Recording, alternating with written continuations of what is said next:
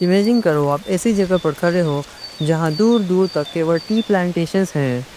हाँ, मैं बात कर रहा हूँ आसाम की। और आज का हमारा चैप्टर ग्लिम्पसेस ऑफ इंडिया के पार्ट 3 और टी फ्रॉम आसाम की, जिसे लिखा है अरूप कुमार दत्ता ने।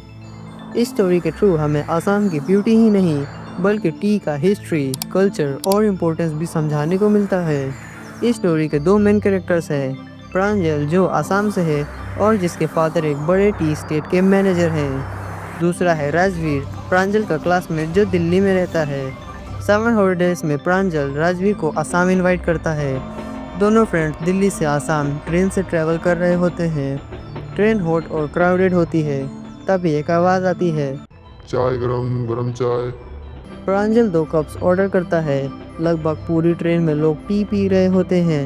यही राजवीर एक अमेजिंग फैक्ट बताता है, डिड यू नो दुनिया भर में हर दिन 80 करोड़ से ज़्यादा कप्स ऑफ टी पिए जाते हैं। इससे पता चलता है कि टी सिर्फ एक ड्रिंक नहीं, एक ग्लोबल हैबिट है। प्रांजल अपनी डिटेक्टिव बुक पढ़ने लगता है, लेकिन राजवीर खिड़की से बाहर देख रहा होता है। दिल्ली का कंक्रीट जंगल पीछे छूट चुका होता है। अब नज़र आते हैं ग्रीन पैडी फील्ड्स और फिर एंडलेस टी बुशेस। जितनी दूर तक आंखें जा सकती हैं, सिर्फ लश ग्रीन टी गार्डन्स। बीच बीच में छोटी छोटी फिगर्स दिख रही होती हैं। ये टी प्लकर्स होते हैं जो टेंडर लीव्स तोड़ रहे होते हैं। राजवीर एक्साइटमेंट में बोल पड़ता है, wow a tea garden. Pranjal calmly कहता है, welcome to a tea country. Assam has the largest tea plantations in the world. Rajveer ने टी के बारे में पहले से रिसर्च की होती है। वो बताता है, टी किसने डिस्कवर की ये कोई श्योर नहीं जानता, लेकिन इसके 2 फेमस लेजेंड्स हैं। एक चाइनीज़ लेजेंड, ये चाइनीज़ एम्परर सिर्फ बोल्ड वाटर पीता था। एक दिन कुछ लीव्स गलती से पानी में गिर गए, टेस्ट अच्छा लगा और वहीं से टी की शुरुआत मानी जाती है। दूसरी है इंडियन लेजेंड, बोधिधर्मा एक बुद्धिस्ट मॉन्क मेडिटेशन के दौरान सो जाते थे। नींद से परेशान होकर उन्होंने अपनी आईलिड्स काटकर ज़मीन पर फेंक दी। उनसे टी प्लांट सूख गए। इनकी लीव से बनी चाय ने भी नींद भगा दी। हिस्ट्री ऑफ टी, राजवीर कुछ हिस्टोरिकल फैक्ट्स भी बताता है। टी सबसे पहले चाइना में पी जाती थी। टी और चीनी जैसे वर्ड्स चाइनीज से ओरिजिन है। 16th सेंचुरी में टी यूरोप पहुंची। पहले मेडिसिन के रूप में ब्रिटिश टी को इंडिया लाए।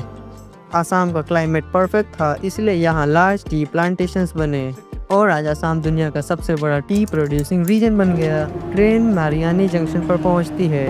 प्रांजल के पेरेंट्स वहीं मिलते हैं। कार देखिए भारी टी स्टेट्स की तरफ जाती है। चारों तरफ सिर्फ टी गार्डन्स।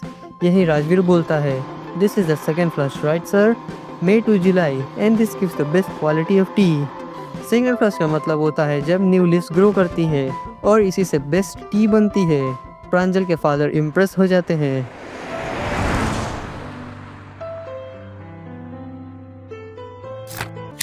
इस स्टोरी का सबसे इम्पोर्टेंट मैसेज ये है, जो चीज़ हम रोज़ दिखती है उसकी वैल्यू कभी कभी सिर्फ आउटसाइडर ही समझ पाते हैं। राजवीर की नज़र से हम आसाम का असली खूबसूरती देख पाते हैं, जो प्रांजल के लिए एक नॉर्मल बात थी। ग्लिम्पसेस ऑफ इंडिया के 3 पार्ट्स में गोवा की कल्चर, फूड की ब्रेवरी और आसाम की ग्रीनरी, ये चैप्टर हमें बताता है इंडिया कितना डाइवर्स और ब्यूटीफुल है। अगर वीडियो पसंद आया हो तो लाइक ज़रूर करना। मिलते हैं नेक्स्ट वीडियो में। Till then keep studying and keep decoding.